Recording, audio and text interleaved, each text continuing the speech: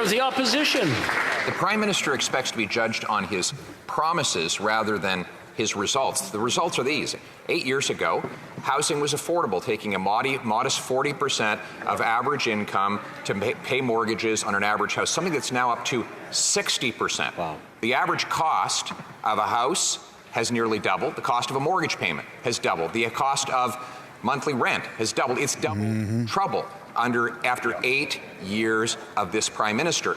Unfortunately, he wants to keep doing what caused the problem in the first place. Will he instead stop funding gatekeeping that blocks construction and bring down the deficits that are driving up mortgage rates? The Right Honourable Prime Minister. It's interesting that the member opposite talks about what happened 8 years ago, because when we formed government, we realized that the previous federal government had done nothing on housing for close to 10 years. They had removed the federal government from any leadership role or partnerships around housing which is part. They like to live in the past, eh? Challenges over the past decade in responding to the growth and needs of housing across this country, which is why we also put into place in 2017 a national housing strategy that has led millions of Canadians to get into new residences and refurbished homes across the country, why we've continued to invest and step up. The Honourable Leader of the Opposition. Mr. Speaker, his main criticism seems to be that the previous Conservative government didn't hold enough meetings.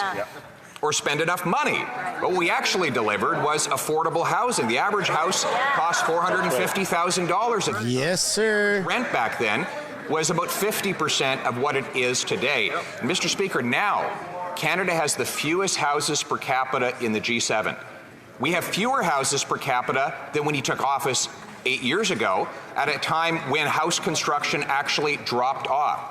So will he get out of the way, let Canadians build, and let them put roof overhead? The Right Honourable Prime. Very well said, Pierre.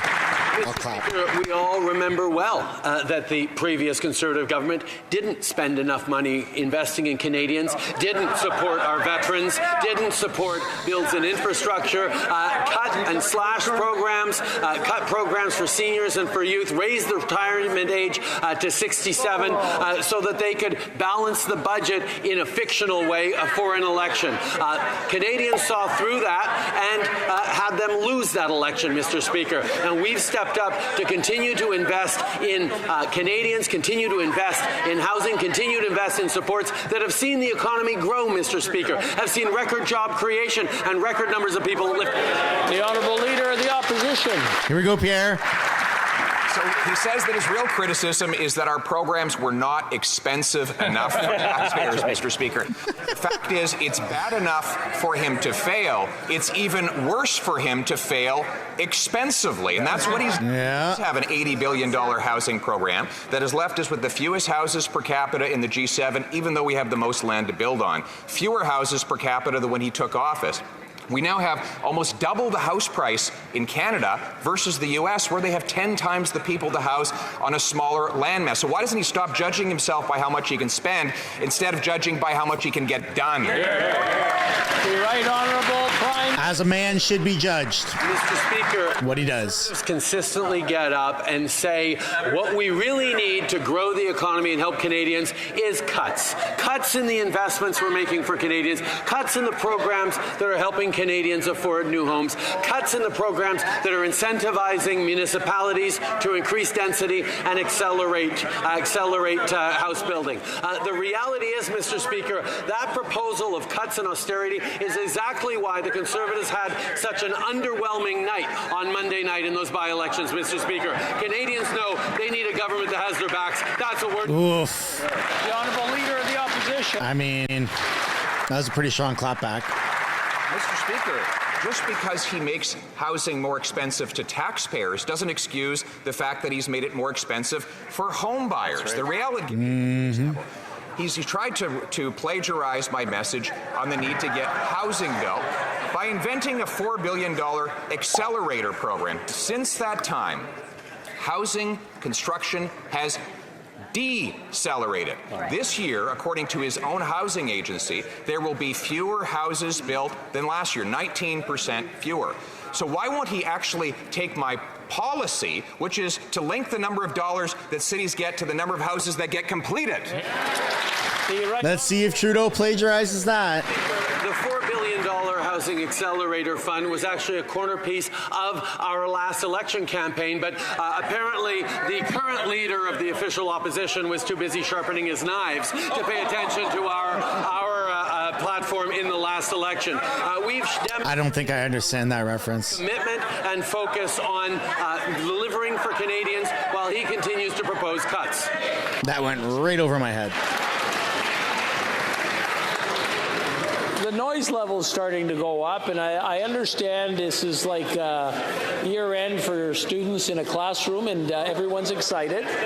But I'm going to ask everyone to just take a deep breath, and maybe, I mean, the Prime Minister had 10 seconds left if he wants it. It's good. Okay, we'll go over to the Leader of the Opposition, and let's keep everything respectful. The Honourable Leader of the Opposition.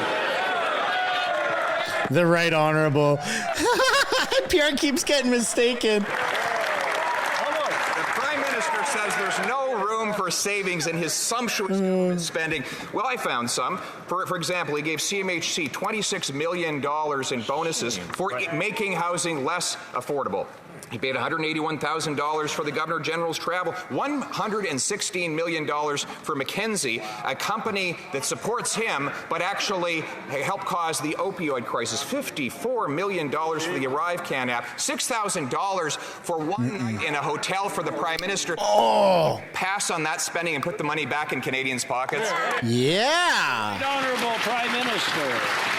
Mr. Speaker, what the Conservative leader continues to put forward is a program of cutting programs for Canadians, whether it's billions of dollars for childcare at $10 a day right across the country that he continues to campaign against, whether it's investments in a climate action incentive that both puts a price on pollution and puts more money back in the pockets of 8 out of 10 Canadians that he would cancel. That's money in the pockets of families in his riding that he would cancel. Whether it's moving forward on things like a grocery rebate or a doubling of the GST tax credit that has helped out 11 million Canadians and will continue to support seniors and young people. The Honourable Leader of the Opposition. Here we go, Pierre. A real plan to make housing affordable. Balance the budget to bring down inflation and interest rates on Canadians' mortgages.